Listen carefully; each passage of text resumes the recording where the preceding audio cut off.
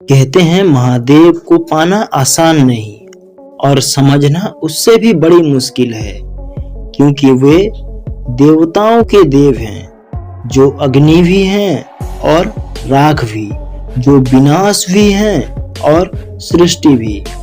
मैं आज महादेव के बारे में ऐसा प्रश्न लाऊंगा जिस पर आपने शायद ही कभी सोचे नहीं होगा, अगर जिस के जवाब आपके भीतर तूफान खड़ा कर देगा। सांस रोक कर बैठिए, क्योंकि आज का विषय अत्यंत रहस्यमयी है। महादेव को मनमोहन कहा जाता है, लेकिन क्या आपने कभी सोचा है, अगर वे मनमोहन हैं तो वो सृष्टि के संचालन कैसे करते हैं? जब महादेव मौन ध्यान में रहते हैं तो ब्रह्मांड में होने वाली अच्छे बुरे कर्मों का सूचना उन्हें कैसे पहुंचता है? क्या महादेव का ध्यान दुनिया का संतुलन बनाए रखने के लिए है, या उनका ध्यान दुनिया का विनाश से बचाने के लिए है? शिव जी का एक रूप है, अर्धनारेश्वर, आधा पुरुष आधा स्त्री, सबसे अनोखा, सबसे रहस्यमय रूप। तो क्या अर्धनारेश्वर रूप बस एक प्रतीक है, या ये बताता है कि शिव खुद ही प्रकृति के हर रूपों में मौजूद हैं? अगर ब्रह्मांड में ऊर्जा दो हिस्सों में बढ़ जाए तो क्या महादेव स्वयं ही इन दो ऊर्जाओं का संतुलन करते हैं? तीसरा नेत्र खुल जाए तो सृष्टि का संतुलन बदल जाता है।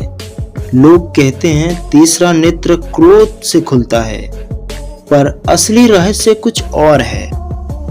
या तीसरा नेत्र सिर्फ विनाश करता है, या वे उस सत्य को भी दर्शाता है जो ब्रह्मांड में कहीं छुपा हुआ है? अगर तीसरा नेत्र भविष्य देख सकता है, तो क्या महादेव को हर प्राणी का अंत पहले से पता होता है? शिव को महाकाल कहा जाता है, यानी समय भी उनका दास है।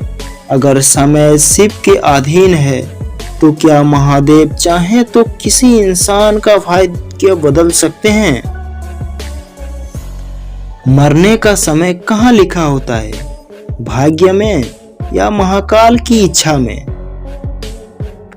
शिव देवताओं में से सबसे अलग हैं। पहाड़ों पर रहते हैं, राख लगाते हैं, विष को गले में धारण करते हैं और जीवन को सरलता से जीते हैं।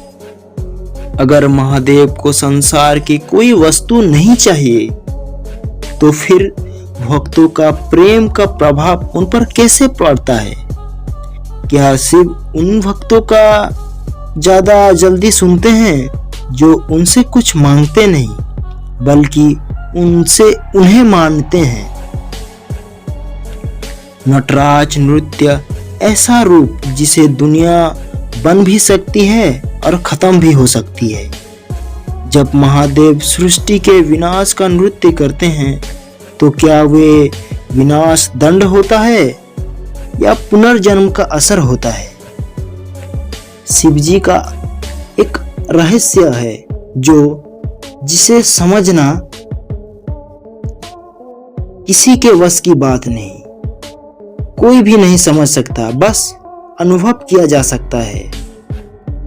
मैंने आज सवाल पूछा है, उन सवालों का जवाब शायद बाहर नहीं मिलेगा, वे मिलेगा तो स्वयं के भीतर, क्योंकि महादेव बाहर नहीं रहते, वे वहीं रहते हैं जहां आपकी आंखें बंद होती है और आत्मा खुल जाती है। हर हर महादेव।